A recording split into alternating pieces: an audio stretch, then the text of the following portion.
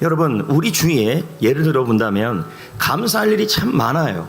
너무너무 많은데 어떨 때는 좋지 않은 일이 일어나거나 마음에 그런 마음이 들어요. 그러면 뭐예요? 감사하는 마음이 안 생긴다는 거예요.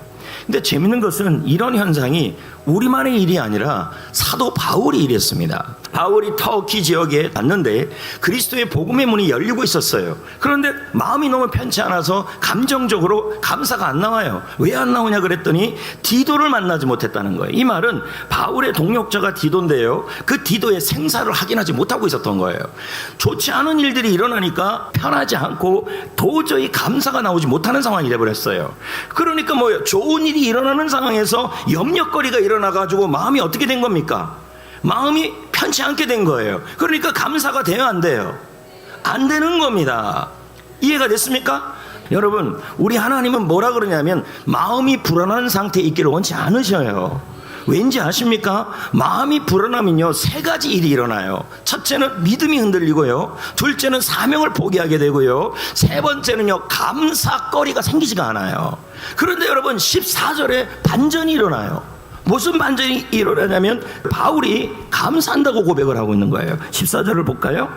항상 우리로 그리스도 안에서 이기게 하시고 감사하노라. 항상 우리로 그리스도 안에서 이기게 하시는 하나님 때문에 감사하다. 이제 이렇게 나오는 겁니다. 그럼 뭡니까? 뭘 승리하는 거예요? 바울의 지금 고민이 디도 문제 아닙니까? 맞잖아요. 디도의 문제를 하나님이 해결해 주시기 때문에 감사합니다, 이 뜻이에요.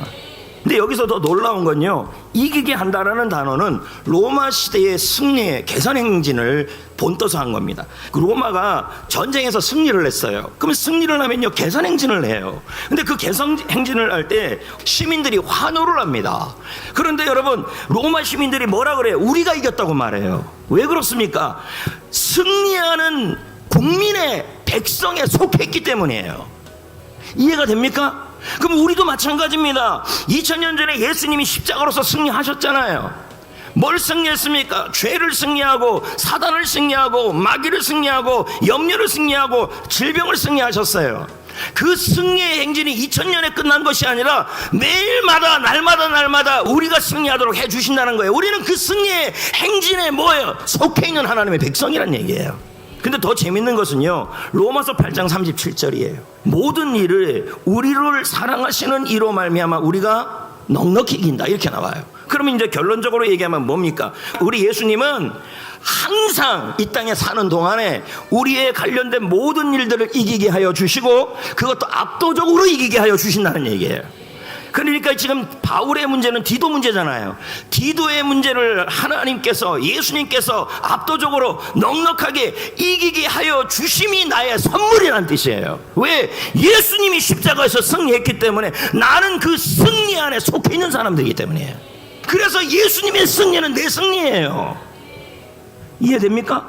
그럼 우리는 어떻게 해야 됩니까? 하나님이 이기게 하신다라고 해석을 하시고 감사합니다를 선택하셔야 돼요. 자, 여러분, 우리가 감사할 수 없는 그러한 마음적인 상황이 왔을 때 그럼에도 불구하고 항상 예수님이 이 상황을 이기게 하심을 믿음으로 해석하고 감사를 선택하면 두 가지 하나님이 주셔요. 그게 뭐냐면 감사의 향기가 나게 해요. 조금 전에 우리가 이렇게 개선 행진을 할 때 옆에서 향을 피웠잖아요. 그 향이 뭡니까? 승리의 향기였잖아요. 여러분, 감사는 승리의 향기입니다. 고린도후서 2장 16절을 볼까요? 시작. 이 사람에게는 사망으로부터 사망이 이르는 냄새요, 저 사람에게는 생명으로부터 생명이 이르는 냄새라. 여러분, 사망이 이르는 냄새는 뭐냐면 그 사람 옆에 있으면 자꾸 위축이 되고요, 그 사람 옆에 있으면 자꾸 분위기가 침체가 되는 겁니다. 이건 원망하는 사람입니다.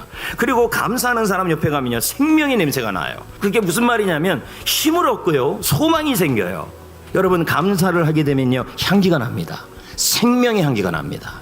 그리고 두 번째는요, 뭐가 나냐면 하나님의 구원을 경험하게 돼요. 시편 50편 23절입니다. 읽어볼까요? 시작. 감사로 제사를 드리는 자가 나를 영화롭게 하나니 그의 행위를 옳게 하는 자에게. 자, 여러분, 아까 하나님이 문제를 해결하신다, 예수님이 이기게 하여 주신다, 이렇게 믿음으로 해석하고 감사를 선택했잖아요. 그럼 뭐예요? 하나님의 구원을 보여주신다는 말은 그 문제를 해결하여 주신다, 이 뜻이 되는 거예요.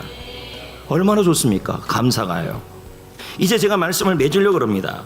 오늘 우리가 깨달은 내용이 하나가 있습니다. 그게 뭐냐면 감사는 예수님의 승리로 인해 나도 모든 문제를 이길 수 있음을 믿음으로 해석하고 미리 감사를 선택하는 겁니다. 네, 여러분 이번 한 주 하나님이 여러분에게 주신 선물에 감사합시다. 뭡니까? 항상 그리스도가 모든 상황을 이기게 하여 주신다는 게 선물입니다. 이걸 갖고 해석하시고 이걸 갖고 감사를 선택하셔서 여러분 감사의 향기가 나시고 감사함으로 하나님의 구원을 보시게 되시기를 축복합니다.